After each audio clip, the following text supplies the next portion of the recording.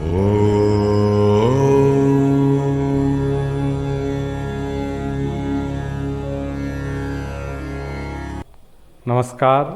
मैं सुशील कुमार शर्मा विद्या भारती के कक्षा 9th विज्ञान विषय में विद्या भारती द्वारा संचालित ऑनलाइन कक्षा में आप सबका स्वागत है।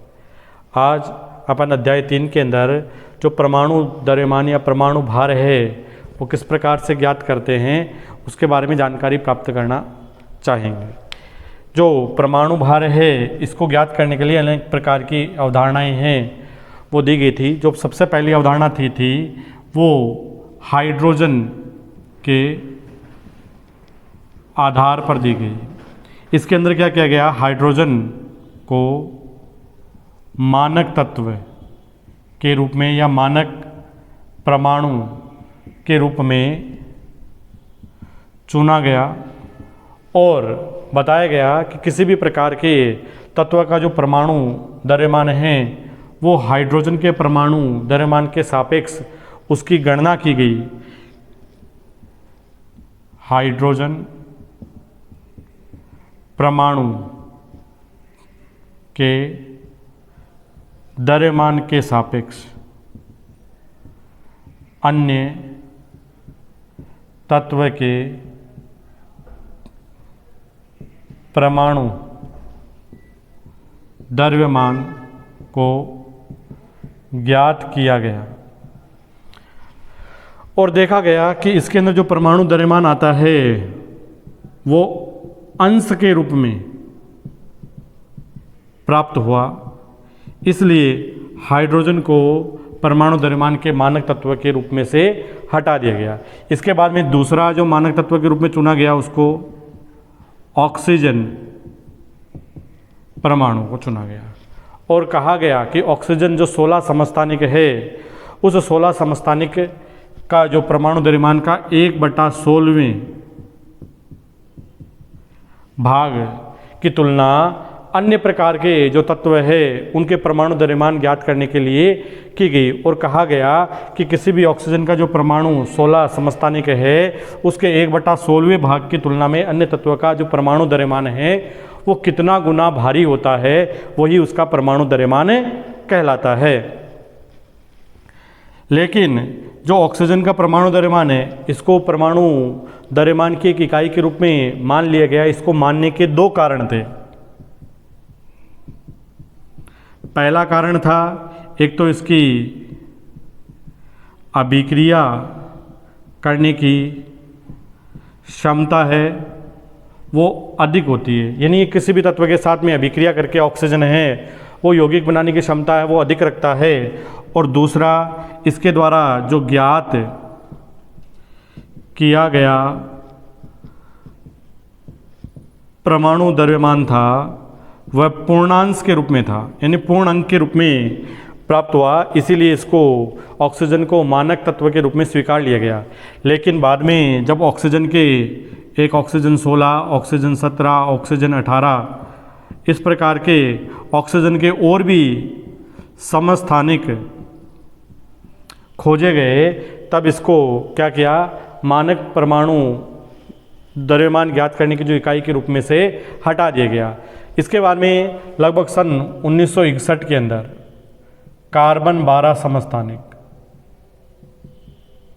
को स्थायी रूप से सार्वभौमिक रूप से परमाणु द्रव्यमान की एक मानक इकाई के रूप में मान लिया गया और कहा गया कि कार्बन 12 समस्थानिक के 1/12वें भाग के सापेक्ष किसी अन्य प्रकार के तत्वों के परमाणु द्रव्यमान की अगर गणना की जाती है तो वो इसके 1/12वें भाग की तुलना में कितना गुना भारी है वही उसका क्या कहलाता है, परमाणु द्रव्यमान कहलाता है। तो इस प्रकार से कार्बन 12 के आधार पर परमाणु द्रव्यमान को परिभाषित किया गया कि कार्बन 12 समस्थानिक के 1/12वें भाग के सापेक्ष किसी अन्य तत्व के परमाणु द्रव्यमान की अगर गणना की जाती है तो ये कहा गया कि वो इसके 1/12वें भाग की तुलना में कितना गुना भारी होता है वही उस तत्व का परमाणु द्रव्यमान या परमाणु भार कहलाता है। प्रारंभ में जो परमाणु द्रव्यमान था उसके लिए एक इकाई काम में लेते थे जिसको कहते थे MU एटॉमिक मास यूनिट, परमाणु द्रव्यमान इकाई काम में ली जाती थी। लेकिन IUPAC जो संस्था है अंतर्राष्ट्रीय, उसके द्वारा आजकल इसके स्थान पर एक अन्य परमाणु द्रव्यमान की इकाई को, जिसको U के द्वारा दिखाया जाता है, जिसको यूनिफाइड कहते हैं, इसके द्वारा है वो परमाणु द्रव्यमान की इकाई को दर्शाया जाता है। कई ऐसे तत्व हैं जिनके परमाणु द्रव्यमान हैं वो हमें दे रखे हैं उदाहरण के रूप में, जैसे हाइड्रोजन होता है उसका 1 होता है, ऑक्सीजन होता है जिसका 16 होता है, नाइट्रोजन है जिसका 14 है, कार्बन है जिसका 12 है, सोडियम है जिसका 23 है, मैग्नीशियम है 24 है, एल्यूमिनियम जिसका 27 होता है, क्लोरीन है जिसका 35.5 है। ये कई प्रकार के ऐसे तत्व हैं जिनके परमाणु द्रव्यमान हमें दे रखे हैं, जिनके द्वारा अपन किसी भी प्रकार के तत्व के परमाणु द्रव्यमान की गणना कर सकते हैं। अब इसके आगे जो बिंदु आता है वो है परमाणु। परमाणु हैं वो एक ऐसे सूक्ष्मतम कण होते हैं जो स्वतंत्र रूप से प्रकृति के अंदर नहीं पाए जाते हैं। ये हमेशा एक समूह हैं के रूप में पुंजित होकर के किसी द्रव्य का मतलब है पदार्थ के रूप में ही पाए जाते हैं, जिसके अंदर ये परमाणु, अणु, आयन आदि के रूप में विद्यमान हो सकते हैं। इसके आगे बिंदु आता है तत्व। तत्व है एक ही परमाणु, एक ही प्रकार के परमाणुओं से मिलकर बने जो पदार्थ है या द्रव्य है वे क्या कहलाते हैं? तत्व कहलाते हैं। इसी प्रकार से आगे का जो बिंदु इसके अंदर आता है वो है यौगिक। कि यौगिक क्या होते हैं? जो यौगिक है दो या दो से अधिक प्रकार के तत्व एक निश्चित अनुपात में संयुक्त होकर जिस प्रकार के पदार्थ या द्रव्य का निर्माण करते हैं वो क्या कहलाते हैं? यौगिक कहलाते हैं। जो तत्व है वो एक ही प्रकार के परमाणुओं से मिलकर के बने होते हैं। यौगिक होते हैं वो दो या दो से अधिक प्रकार के परमाणुओं से मिलकर के बने हुए होते हैं। तत्वों के अंदर एक विशेषता आती है कि तत्व के अंदर जो परमाणुओं यानी तत्व है में परमाणुओं की जो संख्या है उनकी संख्या के आधार पर ये कई प्रकार के होते हैं। उन संख्याओं को परमाणुता कहते हैं। यदि किसी तत्व में एक ही प्रकार के परमाणु हैं, एक ही परमाणु होता है, उसको क्या कहते हैं? एक परमाणुकता कहते हैं। एक परमाणुक कहा जाता है। जैसे इसके अंदर उदाहरण आता है ऑर्गन हो सकता है, नियोन हो सकता है, हीलियम हो सकता है, ये सब इसके अंतर्गत आते हैं। इसी प्रकार से जैसे तत्व एक प्रकार का अणु है, इसके अंदर दूसरा उदाहरण आता है जैसे द्विपरमाणुक। द्विपरमाणुक इसके अंदर यानी जिसके अंदर दो परमाणु हो, जैसे O2 हो सकता है, H2 हो सकता है, N2 हो सकता है। तीन परमाणुक हो जिसके अंदर जैसे ओजोन आता है। तीन से ज़्यादा होते हैं तो उनको पॉली या चतुर परमाणु हैं, जैसे फास्फोरस हो सकता है। बहुपरमाणुक भी होता है एक,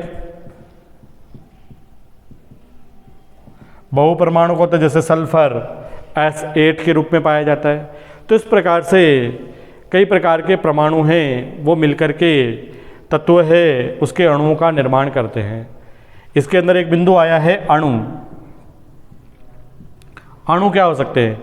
एक ही प्रकार के या एक से अधिक प्रकार के जो परमाणु हैं वो आपस में एक रासायनिक बंध के द्वारा जुड़े हुए रहते हैं, जिनका स्वतंत्र अस्तित्व होता है। विभिन्न प्रकार की रासायनिक अभिक्रिया में स्वतंत्रतापूर्वक भाग ले सकते हैं। इस प्रकार के जो पदार्थ होते हैं वो अणु कहलाते हैं। अणु हैं वो परमाणु तत्व के रूप में भी हो सकते हैं, अणु यौगिक के रूप में भी हो सकते हैं। तत्व के रूप में अगर इनके जो परमाणु हैं उनकी संख्या के आधार पर ये एक परमाणु, द्विपरमाणु, त्रिपरमाणु, चतुर या बहुपरमाणुक हो सकते हैं। यौगिक के अंदर ये 2 या 2 से अधिक प्रकार के जो परमाणु हैं इनको इनके द्रव्यमान के आधार पर और इनकी संख्या के आधार पर, जैसे H2O है, अगर इनके द्रव्यमान के आधार पर इनका जो स्थिर अनुपात अगर देखा जाए तो इनका जो अनुपात आता है ऑक्सीजन, जैसे हाइड्रोजन होता है उसका 1 है तो 2 हाइड्रोजन है तो 2, ऑक्सीजन का 16, तो इनका जो अनुपातिक मान सरल अनुपात आता है वो 1:8 आता है। और अगर इनके परमाणुओं की संख्या के आधार पर अगर इनका अनुपातिक मान को व्यक्त किया जाए तो इसके अंदर जो अनुपात आता है वो दोनों के जो अनुपात है वो 1:2 के रूप में हैं। वो जल के अणु के अंदर हाइड्रोजन है उसके परमाणु की संख्या 2 है, ऑक्सीजन के परमाणु की संख्या 1 है, तो इस प्रकार से 1:2 के रूप में ये विद्यमान होते हैं। इसके आगे है वो आयन, इसके आयन के द्वारा विभिन्न प्रकार के रासायनिक सूत्र किस प्रकार से बनाए जाते हैं उनका अध्ययन अपन इसके आगे वाली कक्षा में करेंगे। इसी के साथ धन्यवाद।